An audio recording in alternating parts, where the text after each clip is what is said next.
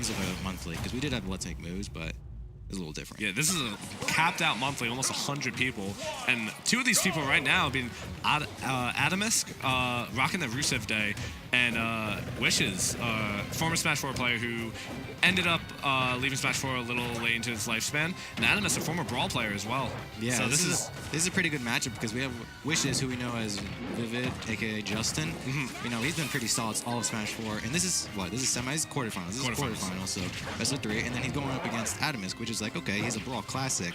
Played Smash 4 a bit, but then went to Melee. But now here he is once again showing his like potential in most Smash games here. You know, showing that DDD is not that bad in this game compared to his previous iterations. Yeah, I think he also beat, I think it was R Hungry he beat. Yeah, he beat R Hungry. Yeah, which is crazy. So yeah, he's good. really shown out. But wow, that's just gonna take it off the top right there and switching to Charizard immediately. This is something I actually like about Wish's Pokemon trainer. You see a lot of Pokemon trainers, players who would mainly like to stick with one of the preferred playstyles they have sometimes. Yeah. But he is not afraid to go with every single Pokemon. Yeah, I agree with that completely because whenever we're watching him, he'd stay on Charizard for like a whole minute to 2 minutes. Like Charizard of all the Pokemon, the least used really. Basically only recovery. He'd straight up play neutral just with Charizard. Yeah, that was a good recovery. That's the best use of Charizard, I feel. It's not his onstage presence, it's the fact that he can just recover better than any of them. Yeah, from anywhere. It's really good. It's really, really good. But his neutral isn't bad. You know, his jab's still solid, his grab combos exist, out of shield options are good, and you know, kills like crazy. Kill through and all that. And 165 right now with this full rage here. And look at that. That's almost going to take the stock, man. Now he's chilling at good rage. So most of his kill moves were just straight up murdered right now. Switching out to the Squirtle. We're going to see right here, using the water to push him back a little bit. Coming up, not able to really get him too much on the ledge there, but Atomsk needs to find a way back to get the control of this right here. Back throw coming out. Switch back to Charizard, going to use the flamethrower. Wow. That was some just pretty good edge play. He swapped between all Pokemon within That's gonna do it. 30 seconds. All 4, like he got 4 changes in there. He changed his characters a lot. He's making really good usage of that. That's gonna take it, Yeah, that's gonna take it. That's a really good lingering hitbox at ledge. Gets kills pretty easily. But of course, doesn't kill too early. Killing Squirtle like at 170, so that's not a shocker. But this is definitely Wish's game right here. Taking full control, already a full stock and a little bit more percent ahead. Yeah. Atomsk needs to find a real way here to just come back on this Rusev Day. This is a pretty difficult challenge for Atomsk because a lot of his benefits, you know, for playing a heavyweight can just like be offset when he switches characters as the Pokemon trainer, you know? Exactly, you just go like a lightweight, then okay, you're hard to hit, hard to kill because you're so tiny. If he just consistently stayed Ivysaur, it'd be much easier to play around. Even Charizard, but like he's having to change his style on the fly. Yeah, because he has to play like somewhat of a different style for each separate character. Yeah, and like Justin is playing pretty well in terms of swapping it up when he needs to. He kind of knows when to, and he also has good experience against like Smash 4 DDD, playing Bryce 24/7 and whatnot. Yeah, exactly. So that's definitely not helping Atomsk in this scenario. Wow, that shield pressure right there with the Gordo. Yeah, that was pretty nasty. Switching to Charizard, obviously, to get that Flare Blitz recovery.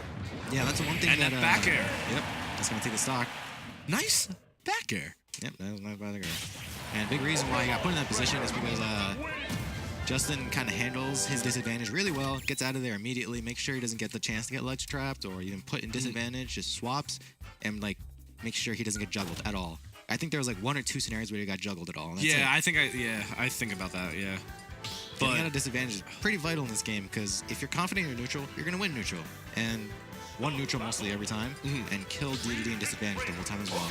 Oh, and we're seeing a switch here coming out from Atomsk to the Wii Fit, and even Wishes is just like, what's happening? The Wii Fit's actually pretty good. Like a straight up buffed character from a previous iteration. This is going to be the first time I'm actually seeing a competitive play for Wii Fit, so I'm interested to see the changes. I'm sure you'll see a few surprises here and there. Opting to go immediately with the Squirtle, obviously, but right now, yeah. So this is a character, like I said, Wii Fit, that I'm not too aware of when it comes to the competitive for Ultimate.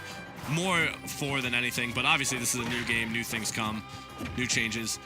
Coming out with that back throw, switching to the Ivysaur, trying to get him off stage, no avail. I love that his actual recovery is just a tether.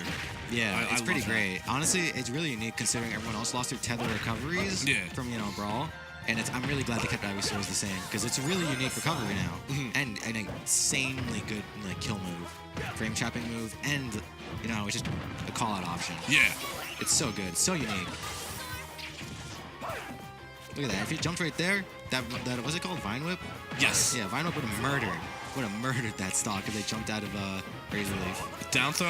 Oh, trying to go for the up air, but gets the invincibility with the Pokemon switch. Yeah, that's such a broken mechanic right there. Yeah, just getting these immediate. Is it frame 1? Yep, frame 1 invincibility. Salute the sun. Salute that sun, man. Salute the sun. Not gonna take the stock with up throw yet. This one is not even gonna go off. Yeah, not even get the ledge that you wanted. Jumping away. Almost getting the normal get up animation with the F tilt.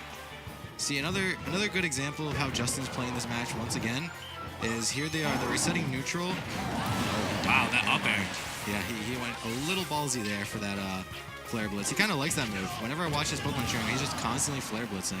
No, I noticed that too. I was playing him in dubs, and obviously you play different in dubs than you do singles, but I was noticing that as well. It's a really potent move. It's a super potent move. But you were talking about something about Wish's game. About the neutral gameplay. Like, Yeah. And I'm watching neutral play, and I'm literally just seeing Justin's just like constantly winning the neutral exchanges. He's always waiting for Atomsk, so I really want Atomsk to, not strike first. Like, stop striking first and just like, relax, wait a bit. Because that's really important because every single time he's getting put in disadvantage, he can't get out of disadvantage quickly, where Justin can. One thing I'm liking off stage that I saw earlier when you were bringing up the neutral is the fact that not only is Wish not afraid to go off stage, obviously, but it's the fact that he will pressure him and wait there. He's like, you have to make this move. Yeah. Or else you're just going to fall, and I'm going to catch your low recovery. Like, he's literally forcing him to decide what to do on the spot. And I absolutely love that. Go for the little meditation right there. Getting a little health back and saluting the sun. To no avail. We're going to see a back throw coming out from Wishes here. Following him once again off stage, trying to catch him, but that soccer ball actually hit, and that's not going to get back. Yeah, that sucks. Always got to know the length of your recoveries. Going for a cute little combo there. That up air wasn't sure after the down throw, I believe, but still went for it because it led into a Grounded slight him. frame trap. Ooh. Tried to catch the mash. Yeah, there we go again, seeing Justin get out of disadvantage kind of for free. You just see taking advantage much more. That should be the stock. Nope. All right, that was a good angle. Wow. Again, getting caught with that flare blitz. Oh man, he definitely read the roll. There we go. Forward smash will take it. This is looking like a much better game at least. Oh, absolutely. I feel like this may also be matchup inexperience. Because like you said, he Wishes plays with Bryce a lot, so he's used to that DDD matchup, even though it's ultimate. But you don't see Wii Fit Trainer a lot. Yeah, It's something really that you got to get used to on the spot here.